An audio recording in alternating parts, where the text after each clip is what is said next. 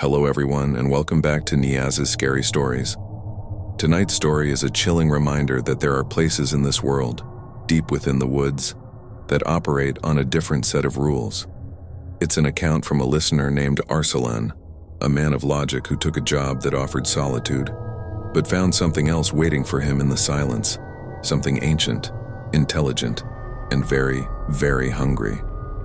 This is the story of the Warden of Pinewoods Sanctuary. Hello, Niaz. My name is Arsalan, and a year ago I was just like you. A normal person who dismissed stories of ghosts and the supernatural as mere superstition, products of a weak mind. I was a city dweller, a man who believed in logic, who thought there was a scientific reason behind every fear. Today, as I write this story, my hands are trembling, and even the bright city lights can't pierce the darkness that has taken root inside me. What I saw, what I felt, has shattered my reality forever. It all began last summer. I had grown weary of my job, tired of the city's relentless noise, and I desperately wanted to get away from everything for a while. Browsing online, I came across an advertisement. Warden required for Pinewoods Sanctuary. It was a private forest reserve in the northern regions now closed to the public. The salary was surprisingly high, and the job was incredibly simple: live in a small cabin and ensure no poachers or loggers entered the area. For me, it was the perfect opportunity. After a long journey, I arrived. The final few hours were spent on a rough, unpaved trek. The forest was so dense that daylight barely reached the ground. Finally, I reached the cabin. I was greeted by a very old, frail man named Ramat. He was the previous warden. His face was etched with exhaustion and a strange, deep-seated fear that I couldn't comprehend. He showed me the cabin, which was simple but comfortable. But before leaving, he looked at me with an odd intensity and said, "Son, there are only 3 rules for living here. Never break them, no matter what." I smiled. "Of course, old man. Tell me." He raised a trembling finger. "Rule number 1. After sunset, never leave any food, not even a crumb of bread, outside the cabin." Okay, I thought, probably because of wild animals. Rule number 2. The generator must be kept running at night at all costs. Never turn off the exterior lights even if there's a storm. That also seemed logical. Wild animals stay away from light. And the third, and most important rule, his voice dropped to a whisper. At night, you will hear the calls of strange birds, calls you have never heard before. Never try to mimic them. Never answer them. Just ignore them, as if you've heard nothing. This last rule struck me as very odd. I wanted to ask why, but the sheer terror on his face silenced me. He handed me the keys, got into his Jeep, and drove away as if he were fleeing a prison. The first few nights were peaceful. I explored the woods by day and read books by night. The constant hum of the generator felt like a protective shield. And at night, I did hear some very strange bird calls. They weren't normal. They were complex, melodic, but held an unsettling, mournful quality. I remembered Rahmat's 3rd rule and ignored them. The trouble began after a week. That night, I forgot to wash my dishes after dinner, and a plate with a few leftover scraps of curry was left outside the cabin. In the middle of the night, I was jolted awake by a deep guttural growl right outside. It sounded like a large, powerful animal scratching and clawing at my door. I held my breath in fear. The sounds continued for almost an hour, then silence. In the morning, the plate was gone and deep, heavy claw marks were gouged into the wooden door of the cabin. After that night, the silence of the forest began to feel suffocating.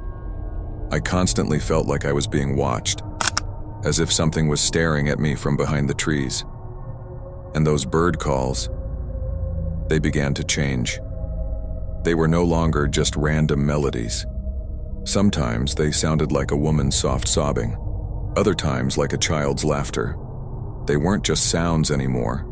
They were an invitation, a trap. They were trying to get my attention. One day, while cleaning the cabin, I found a small diary hidden under a loose floorboard. It belonged to a warden before me. The handwriting was erratic and fearful. What I read inside made my blood run cold. He had written, Day 10. They are not just birds. They mimic every sound they hear. Day 15. Today, they mimicked my wife's voice, exactly as she calls my name. I know it's a trick, but my heart doesn't listen. Day 22. The generator failed last night. The lights went out. I saw them in the darkness, standing just at the edge of the trees. Tall, thin shadows. And their eyes. Dear God, their eyes. And on the last page, only one sentence was scrawled with a trembling hand. Tonight they sang my daughter's lullaby, the one I used to sing to her. I just want to see her one more time. After that, the diary was empty. Now I understood the fear on Rahmat's face. This forest. This wasn't a sanctuary. It was a prison, and I was its new inmate. And the things outside weren't just animals. They were intelligent. They were predators, and they used sound as their weapon. I decided then and there that I would leave the next morning. I just had to survive one more night. That was the biggest mistake of my life. That night, a terrible storm hit. Lightning tore across the sky, and the wind howled, making the trees bend as if they would snap. And then, the one thing I feared the most happened. With a loud, sputtering groan, the generator died. All the exterior lights went out in an instant. The cabin and the world outside were plunged into an absolute pitch-black darkness. And with the darkness came a complete, deafening silence. The hum of the generator, which had seemed like a nuisance before, now felt like a blessing I had lost. I took refuge under the heavy wooden desk, clutching a small axe in my hands, my heart hammering in my throat. And then, the sounds began. This time they weren't distant.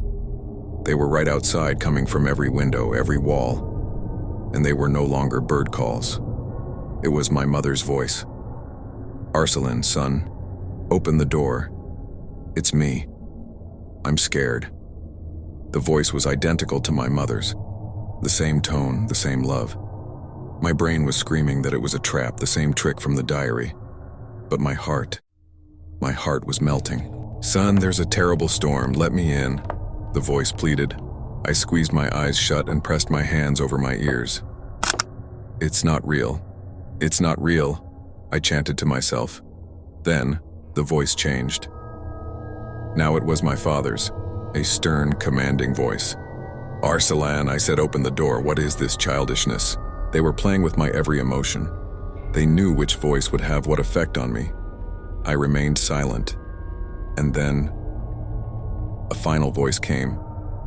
A voice I was not prepared to hear. It was my own voice. It stood outside, laughing in my voice. A cold, cruel, and merciless laugh. Suddenly there was a violent bang on the cabin door. Boom, then another. Boom. As if something massive was being thrown against it. Then the banging stopped. I thought maybe they had left. And then, I heard the sound of nails scratching against the wood. Screech. And then, from the small crack under the door, a long, pale, bone-like finger slid inside, tapping, feeling the floor. My scream died in my throat. The finger retracted, and then my own voice whispered from just outside the door, "We know you're in there." I don't know how I survived. I lay under the desk, motionless, waiting for the dawn. The sounds, the knocking, the scratching. It continued all night. As the first rays of morning light streamed through the window, everything fell silent. I dared to open the door. Outside, the door was covered in deep, long scratches, and on the muddy ground were strange, large footprints leading back into the forest. I didn't pack anything. I just ran. I ran for my life. I ran for hours until I reached the dirt track where a truck driver gave me a lift. Today, I am back in the city, surrounded by the noise of people. But that forest never leaves me. I am still afraid to sleep at night. Every bird call,